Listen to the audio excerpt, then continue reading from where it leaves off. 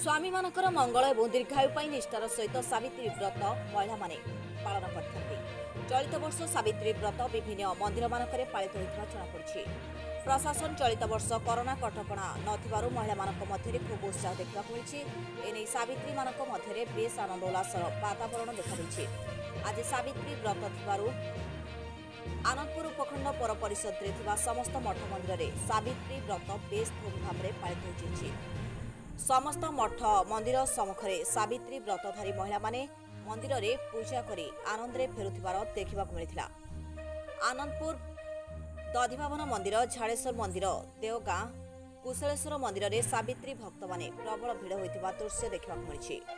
आज झाड़ेश्वर मंदिर में सावित्री व्रतधारी माने मंदिर परिवेश में व्रत पालन करने सहित पूजक सुदाम चरण पंडा पूजा कार्य परिचालना करथिबा बेले विभिन्न अंचलरू संध्याराणी साहू, लक्ष्मीप्रिया बारिक, आरती महाकुड़, सविता साहू, प्रतिमा साहू, दीपा पंडा, सस्मिता पति, मनोरमा नायक, शुभलक्ष्मी साहू, प्रणति दास प्रमुख 100 ऊर्ध्व सावित्री व्रतधारी माने उपस्थित रही सावित्री व्रत पालन करथिले।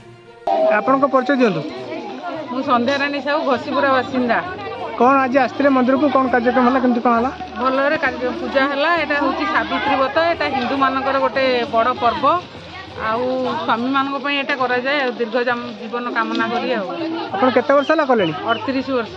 कौन आप प्रकृत में कौन पाई किसी फल? हाँ, फल मिली।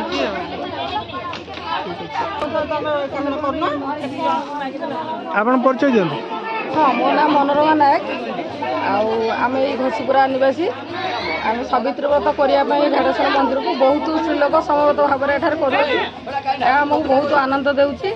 यह हूँ नारी मानकर गोटे बड़ पर्व। से स्वामी मानकर दीर्घायु कामना करी यही व्रत से पालुंट। तेणु आम भी से पाली आसुचु। आम सब वर्ष से चाही के सावित्री व्रत आसो आम पालन करूँ। तेणु आम सब समवेत हो झाड़ेश्वर मंदिर में पालन करूँ। नना आज पालन कर बहुत भल लगुच, बहुत खुशी लगुच व्रत कर। कहे टे से कालर सावित्री एकालर सावित्री भितर कौन प्रभेद बर्तमान देखते आप? से कालर सावित्री से तो कौन था से तो पौराणिक मत आम कौन जानी कि अनुकरण करके समस्ते गोटे माने मनरे गोटे रोचे आम सावित्री व्रत कले आम स्वामी निश्चय दीर्घायु हे कि आम गोटे भलरे रही आम भलरे चलू। एक्चुअली सावित्री व्रत लक्ष्मी नारायण को पूजा करा। लक्ष्मी नारायण को एते माने संतुष्ट करने सावित्री व्रत पालन करा। तेणु समस्ते से लक्ष्मी नारायण को स्मरण कर सावित्री मान पूजा कर। यह केवल निजर काम्य निज स्वामी मान दीर्घायु करने गोटे काम्य हो मनरे ये जहाँ विश्वास विश्वास मिले हरि। तेणु तर विश्वास रोचे आम यही पूजा कले आम निश्चित आम स्वामी मैंने दीर्घायु भाव। ना आप परिचय दियंतु।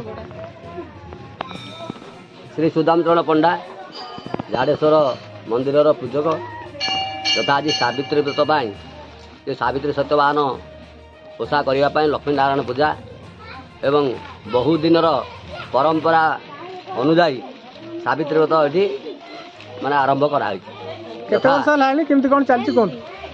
माने बहुत संख्यार आसी ये सावित्री व्रत ये कर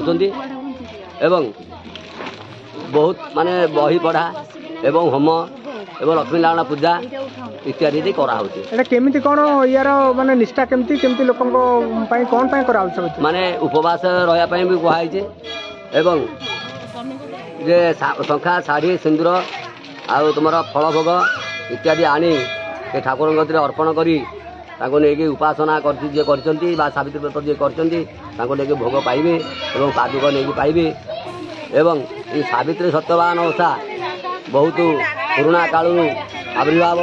सावित्री जो वरदान पाई जमराजा पाखु ससुर को अंध चक्षु दान कराई निजर और माने ये स्वामी औरसरू 100 पुत्र माने जात हेबो बोली जमराजा को जद्वारा कि हूँ वर मागी से तो अस्तु कही तथापि से जो कहले आम नहीं जी सत्यवान को से कहले अच्छा स्वामी औरसर देवाई 100 पुत्र कहल फिर कौन तुम असत्य हो से न्यून हो अस्तु वर प्रदान कले। से दिन ठारू सावित्री व्रत समस्ते करम भी नुहे आम 14 पुरुष भी कर जी भी रे परंपरा आदि से तल महला भी चलिए। Anandpur Ratikant Sahu report news 13 Odia.